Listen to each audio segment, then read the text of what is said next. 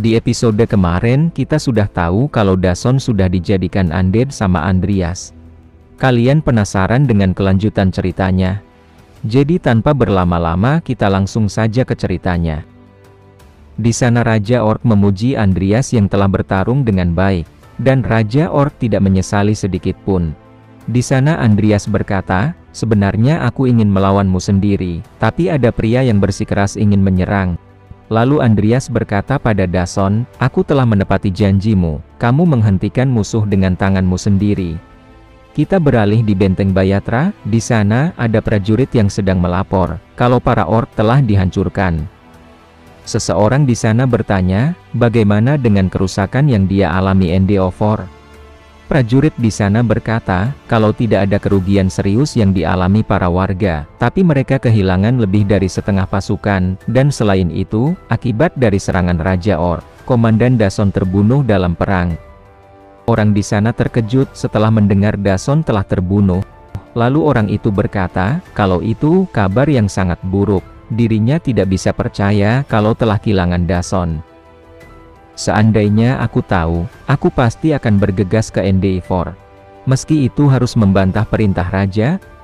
Dengan tiba-tiba ada kesatria suci putih, yang bernama Evan von Orleans. Dia bertanya, apa ada masalah?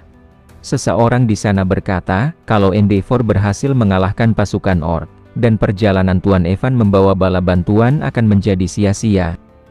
Di sana Evan berkata, kalau itu tidak masalah. Karena itu kita tidak akan ada korban lagi. Lalu Evan bertanya, mereka menang melawan Raja Orc. Apa Tuan Dason seorang Aura Master?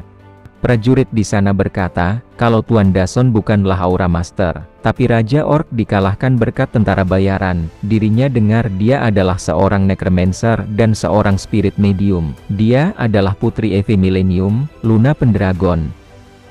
Di sana Evan tidak percaya kalau akan bertemu dengan putri kejahatan di tempat seperti ini. Orang di sana bergumam, kalau Tuan Evan adalah seorang kesatria suci yang menangkap dan menghakimi para penyihir hitam. Dirinya tidak menyangka kalau akan membongkar rahasia pahlawan Endeavor seperti ini. Dirinya telah membuat kesalahan besar. Setelah itu Evan berkata, sebaiknya aku bergegas, karena Putri Eve Millennium menunggu untuk disucikan. Setelah itu kita pun beralih di tempat Andreas dan Luna. Di sana Luna bertanya, kenapa Andreas pergi dengan buru-buru? Di sana Andreas berkata, kalau dirinya tidak punya banyak waktu. Di sana Luna berkata, kalau mereka telah menyiapkan banyak daging untuk kita.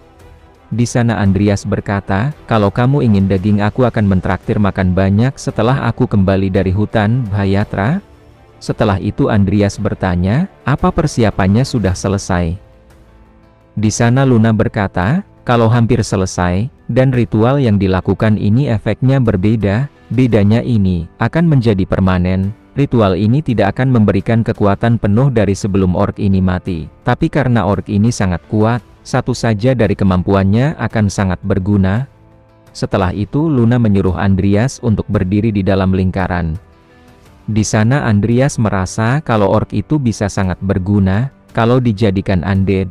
Tapi Andreas tidak punya banyak kesempatan untuk memanggil undead. Jadi bukan hal buruk kalau Andreas menggunakan orc itu untuk memperkuat dirinya. Andreas rasa dia tidak tahu kapan lagi bisa bertemu dengan Luna. Di sana Luna berkata, kalau bukan dirinya yang akan melakukan ritual tersebut. Tidak lama setelah itu Luna mengeluarkan sihirnya. Dengan tiba-tiba sihir Luna membesar dengan cepat. Setelah itu Luna berkata, ini sangat langka, ini pertama kalinya putriku untuk membantu seseorang dan bukan untuk membunuh. Ternyata yang berkata tadi bukan Luna tapi Ibu Luna Eve Millennium yang merasuki tubuh Luna. Setelah itu Eve berkata, ceritakan padaku, siapa kamu bagi anakku? Di sana Andreas berkata, kalau dirinya adalah temannya. Di sana Andreas bergumam, kalau penyihir hitam yang mengubah Luna menjadi ahli sihir kuat itu adalah ibunya, dia hanya memberikan sebagian kecil dari kemampuannya yang dulu. Di sana Eve berkata, kalau Andreas membuatnya terkejut kembali karena anaknya mempunyai teman. Setelah itu Eve akan memulai ritualnya. Tidak lama setelah itu Eve membacakan mantranya, dan tubuh dari orc itu dikit demi sedikit terkikis, dan lalu Eve mengumpulkannya di genggaman tangan. Setelah itu, Eve akan memindahkan kekuatan orc itu ke tubuh Andreas. Di sana Eve berkata, kalau itu akan sangat menyakitkan. Setelah itu Eve pun langsung mentransfer kekuatan orc ke tubuh Andreas. Di sana Andreas pun mulai berteriak kesakitan. Andreas di sana menahan kesakitan tersebut sampai dia mengeluarkan air mata. Di sana Eve tidak menyangka kalau Andreas bisa tetap sadar, karena biasanya saat pertama kali melakukan ritual, meski mereka sekuat apapun, mereka tetap akan pingsan. Tidak lama setelah itu jiwa orc itu pun mulai menyatu di tubuh Andreas. Di sana Eve pun tersenyum setelah melihat Andreas berhasil melakukan ritual tersebut. Di sana Eve berkata, anak yang baik, meski akan lebih baik kalau kamu pingsan. Tidak lama setelah itu ada notif muncul, kalau tingkat pemulihan mana bertambah dalam perang, 0,1% per satu musuh, hingga sampai 1000%, tingkat pemulihan bertambah dalam perang 200%. Di sana Andreas merasa, kalau dirinya memiliki mana tidak terbatas saat berperang dalam skala besar, dan itu memberikan pemulihan. Di sana Eve berkata, kalau dilihat dari ekspresimu, ritual ini tampaknya sudah berhasil. Setelah itu, Eve di sana melihat sesuatu di dalam Andreas. Lalu dia berkata, itu aneh sekali. Bagaimana bisa di dalam dirimu masih ada ruang untuk satu jiwa lagi? Manusia biasa hanya dapat diukir dengan satu jiwa per orang. Tapi di dalam dirimu, masih ada ruang untuk satu lagi. Aku belum pernah melihat yang seperti ini sebelumnya. Di sana Andreas bergumam, apa itu artinya aku bisa mendapatkan 2 jiwa? Di sana Eve berkata, tubuhmu menakjubkan. Tapi karena Luna sekarang sedang mengkhawatirkanmu, jadi aku harus pergi sekarang. Di sana Andreas berterima kasih untuk bantuan ritualnya. Di sana Eve berkata, putriku tersiksa oleh kesepian karena dia dilahirkan dari ibu yang buruk, jadi aku mohon jaga dia baik-baik. Andreas berkata, tentu saja karena dia adalah temanku.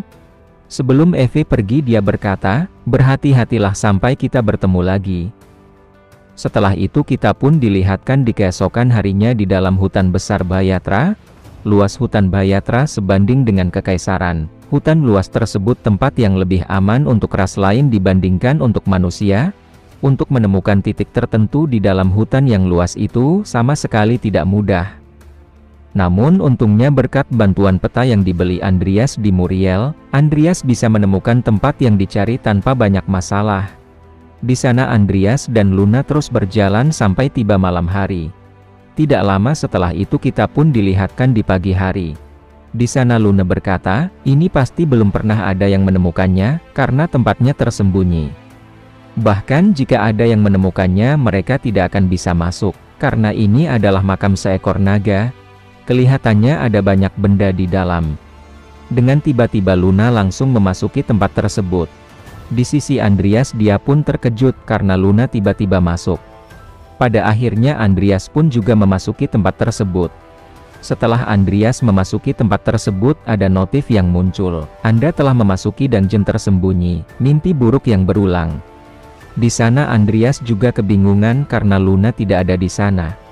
Tidak lama setelah itu, tiba-tiba Andreas sudah berada di suatu tempat. Di sana Andreas bertanya-tanya, di mana ini? Apa ini adalah dungeon tersembunyi? Tapi ini tidak ada bedanya dari jalanan kota biasa. Ternyata Luna sudah berada di atas sana. Luna berkata, ini mengejutkan sekali. Biasanya dungeon, gelap dan suram, tapi tempat ini terlihat menyenangkan. Di sana Andreas bertanya, apa kamu menemukan sesuatu yang aneh? Luna menemukan sesuatu yang aneh, orang-orang di kota ini semuanya adalah hantu. Setelah mendengar perkataan Luna, Andreas terkejut. Lalu Andreas bertanya, apa maksudmu mereka semua sudah mati? Di sana Luna membenarkannya, karena itu pertama kalinya Luna melihat tempat seperti itu. Di sana Andreas berkata, aku tidak tahu apa hubungannya tempat ini dengan makam naga. Tapi sebaiknya kita selidiki. Aku merasa kita bisa menyelesaikan dungeon ini dengan menghancurkan intinya seperti dungeon lain. Tapi ada kemungkinan dungeon ini berkaitan dengan naga. Setelah itu Luna dan Andreas menelusuri tempat tersebut. Setelah itu Andreas dan Luna menemukan jalan buntu. Di sana Andreas sudah menduga kalau tidak ada cara untuk meninggalkan kota tersebut.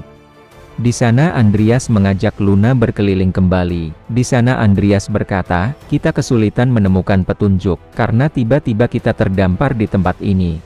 Di saat Andreas melihat ke arah Luna, Luna sudah tidak ada di sana. Ternyata dia melihat pertunjukan pentas. Di sana Andreas bergumam, pertunjukan pentas tentang naga, mungkin itu akan memberikan petunjuk. Dengan tiba-tiba ada seseorang yang menyapa Andreas, aku belum pernah melihatmu, apa kamu prajurit bayaran? Di sana Andreas membenarkannya. Orang di sana berkata, sayang sekali, kamu terlambat untuk bergabung dengan regu penaklukan naga api. Mereka sudah berangkat beberapa hari yang lalu.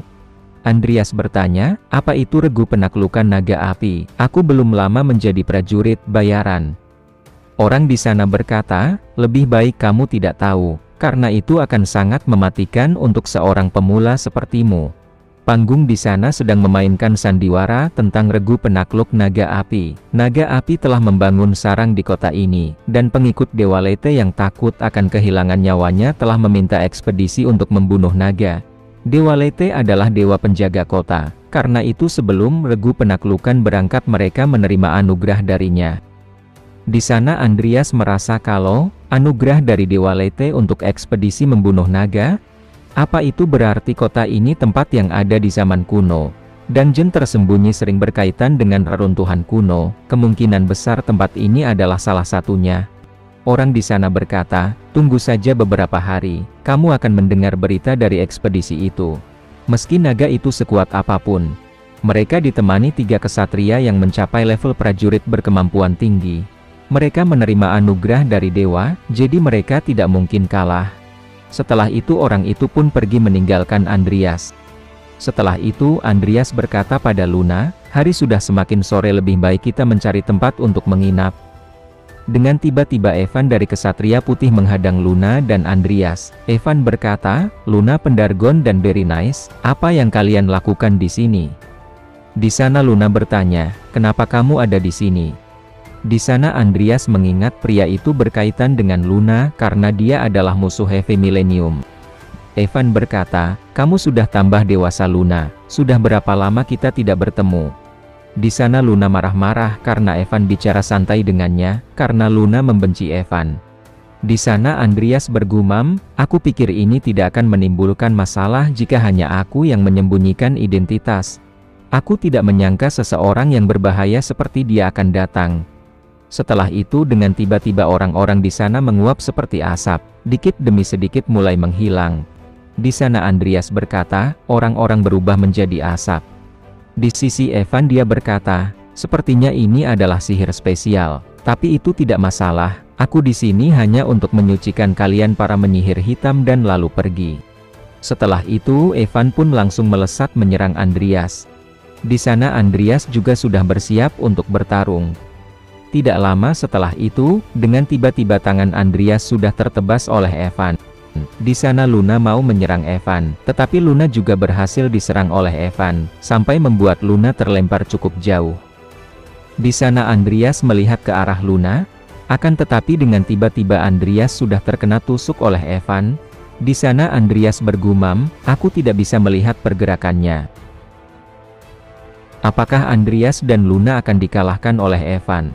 Kalau kalian penasaran, jadi jangan lewatkan di episode yang selanjutnya.